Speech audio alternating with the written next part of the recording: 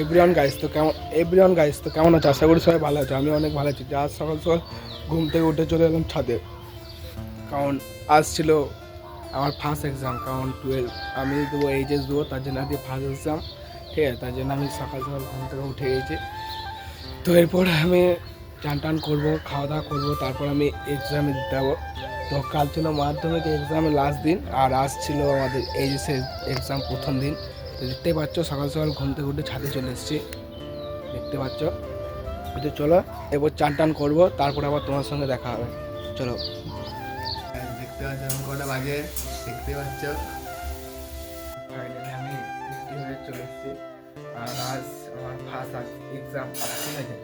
আর পুরো ভিডিও তোমরা দেখবে, আর যদি ভালো লাগে এটা লাইক অবশ্যই করবে। চলো তাহলে পুরো ভিডিও তোমরা দেখতে থাকো। এই মাত্র চান টান করে এলাম, ঠান্ডাতে প্রচণ্ড। তো চলো তাহলে যাওয়া যাক, আর ভিডিওটা তোমরা পুরোটা দেখতে দেখতে পাচ্ছ। আমি ফুল রেডি তৈরি হয়ে গিয়েছি। তো এরপর আমি যাবো। তো চলো যাওয়া যাক, আর পুরো ভিডিওটা তোমরা দেখতে থাকো, ঠিক আছে। চলো দেখতে থাকো তোমরা পুরো ভিডিও। চলো ওইখানে গিয়ে দেখাচ্ছি কী করছে বা কী হবে।